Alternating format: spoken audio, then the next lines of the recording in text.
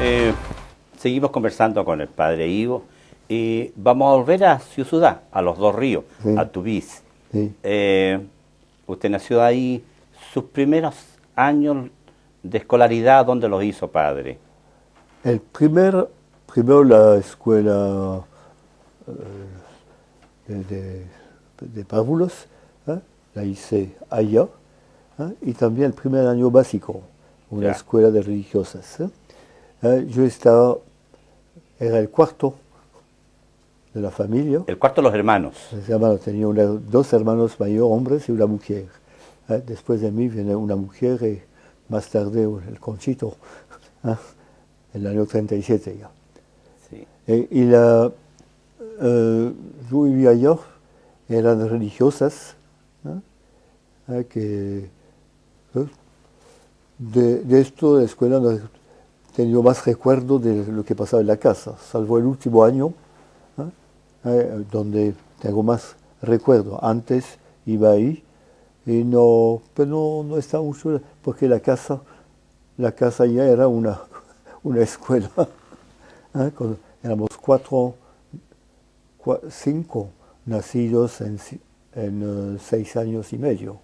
Así que había harta convivencia entre hermanos. Sí. ¿Y ahí las tareas las hacían juntos, en una misma No, no, mesa? no, no, no, no, porque no teníamos.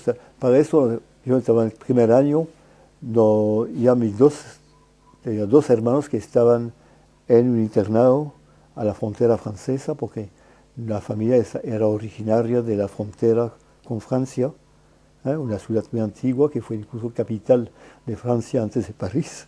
¿eh? Ya. Pero estaban ahí, y yo con mis dos hermanas, había quedado en la casa un año. Después me fui allá al convento, donde tenía una familia de la zona, que nos visitaban. Mis padres venían regularmente a vernos, pero fue un internado donde tomé conciencia de que era belga, que antes no era. ¿Por qué? Porque en ese tiempo en Francia la enseñanza católica estaba prohibida. Entonces muchos franceses venían a estudiar a Bélgica. Pasaba la frontera, pasaba como uno quería, no hay frontera natural. Entonces tenía un colegio donde la mayoría eran franceses. Ahí se dio cuenta usted que había diferencia entre el francés y el belga. Claro que había diferencia fuerte en cuanto a mentalidad. Mm. Pero total conviví con ellos, sobre todo que tenía primos hermanos franceses. En la frontera ocurre eso, en la frontera siempre se entremezclan La frontera, las, sí, pero realmente, las razas. pero era una familia un poco dispersa dentro del país, pero un país chico, así que nos veíamos regularmente. Sí. Tenía hace cuánto, 4, 8, tenía 15 primos hermanos del lado de mi padre. Eran familias numerosas Una igual. sola prima hermana del lado de mi madre. Pero mi padre estaba muy metido en obras distintas. Una que era en la parroquia, activo, y otra era la Liga de Familias Numerosas, que entre las dos guerras las familias numerosas tuvieron que empezar a defenderse, porque a raíz de la Primera Guerra Mundial hubo como toda una propaganda, de un partido, de movimiento obrero, diciendo que hacer niños era fabricar carne de cañones. En Francia pasó igual. Es lo que encontró el país despoblado de jóvenes con la Segunda Guerra Mundial, en Francia especialmente. Claro. Y mi padre está en la Liga de Familias Numerosas, donde uno entraba si tenía por lo menos 4 hijos. Aquí se reían cuando llegué a Chile, cuando decían 4 hijos no es numeroso eso, porque Claro. allá empezaba a ser numeroso a 7, 8, eso Aquí era habían, numeroso. la media era como de 8 y hoy más. Sí, sí. Entonces, pero era 4, nosotros fuimos 6. Y bueno, era presidente de esa liga. Entonces veíamos siempre en la casa gente que llegaba por buscar una tarjeta de tenemos rebaje a los ferrocarriles, que era el medio de comunicación más rápido. Tenía esas ventajas. Mencionó la guerra, padre Ivo, usted en su conversación, a propósito de la Liga de las La Familias guerra Numerosas. empezó a las 10, cuando yo tenía 10 años, en el 40. Ahí se encontró con la guerra a los 10 años. Sí, sí. Y para mí, lo que más, en este momento estoy leyendo un libro, se llama Suite francesa, que relata un poco una judía estos años 40, 40 a 42, cuando ella fue deportada a Auschwitz Claro. y muerta.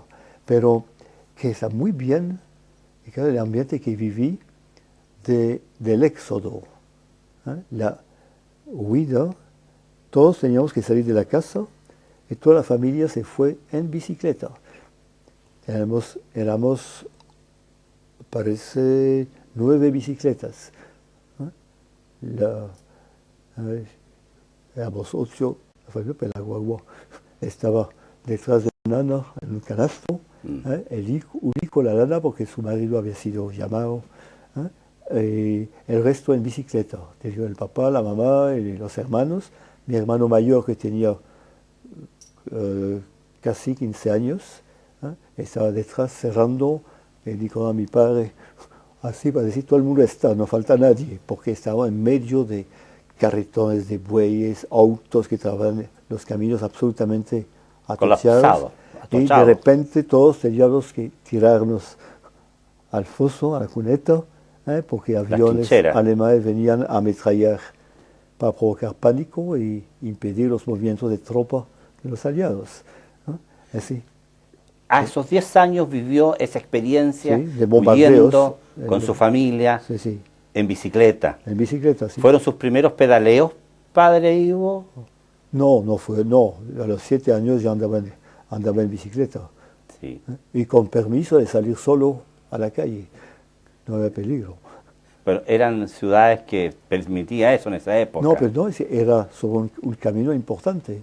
Sí. Pero la primera vez que salimos a la calle era con el papá, que nos enseñaba todos los reglamentos del tránsito, y había que... Y le daba la confianza para que usted pudiera salir solo. Yo reconozco a mis padres, el ambiente, la familia, mi hermano menor me lo dijo una vez, siempre fue libertad en el respeto de la vida en común.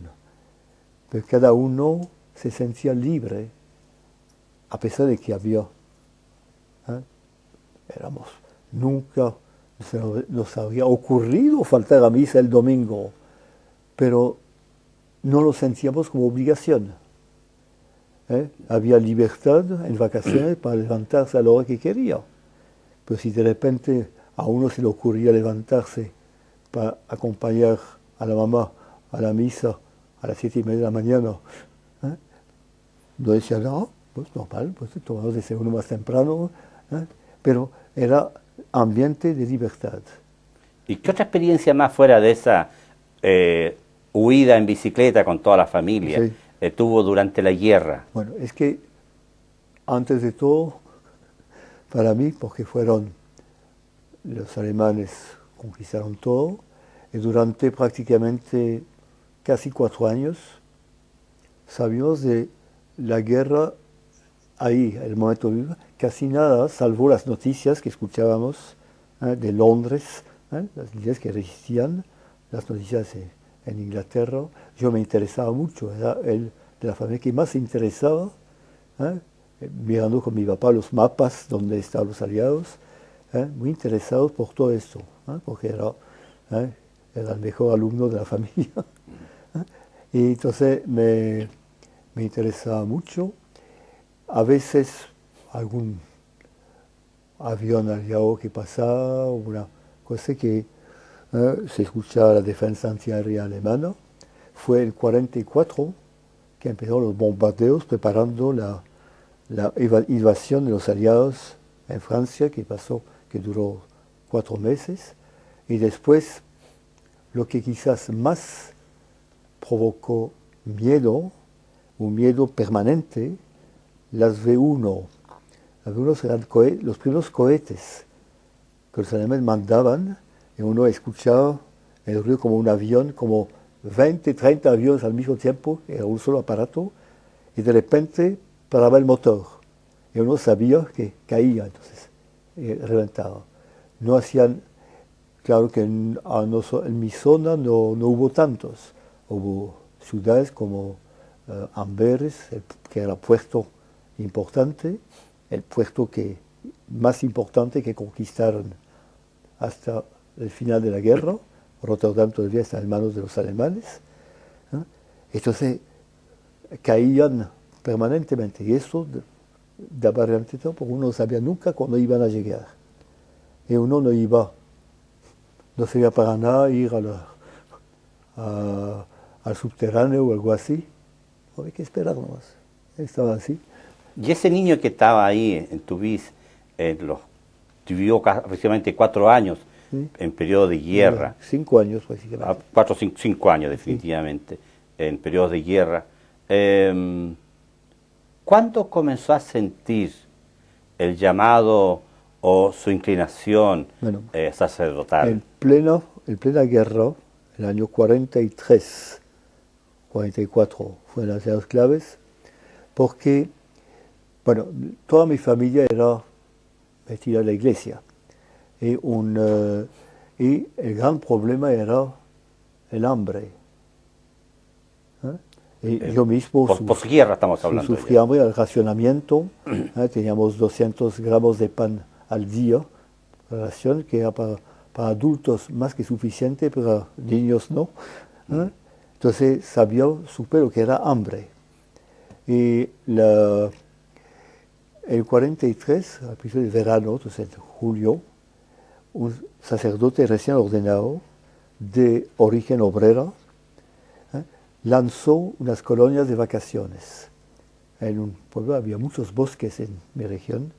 Al borde de un bosque, una granja que nos prestaban, y con los niños, más 120 niños lo que se inscribieron, y nos pidió ser dirigentes. Yo tenía 13 años, y mi hermano mayor tenía 18, pero como dirigentes con otros mayores todavía, y durante 6 semanas, 4 días a la semana, martes, miércoles, jueves y sábado y viernes, y partíamos a las 8 de la mañana por la misa, la parroquia, después caminábamos allí, y todo el día estábamos allá en praderas o bosques, jugando. Allá me di cuenta de una cosa. Vi la diferencia que había entre lo que vivía en familia y lo que vivían otros niños que estuvieron a mi cargo, que muchas veces maleducados, peleadores, groseros y todo, pero también lo podía dirigir. Yo los quise mucho. Tuve a mi cargo un equipo de 6 o 7, tenemos que pasear, dirigir los juegos. Ahí empecé a contar historias, y la gente, los niños apasionados por esto, y el sacerdote que nos dirigía me entusiasmó.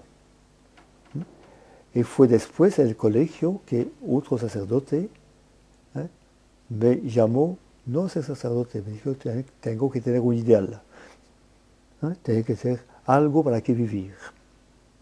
En ese momento que empecé a pensar por primera vez por qué no seguía el ejemplo de este cura que estaba en mi parroquia, y que realmente entusiasmaba a la juventud. Era un hombre ya maduro, ordenado tarde, pero que realmente sean sus convicciones. La frase clave, hay que tener algo para qué vivir, ¿sí? Fue la frase que lo llevó y lo inició para que encendiera la chispa y se iniciara su peregrinación para ser sacerdote. Sí. Estamos conversando con el padre Ivo, quien buscó algo para qué vivir, un ideal, lo encontró en el sacerdocio. Y después llegó, tiempo después, tomó otra decisión. Ya conversaremos de eso en la vuelta.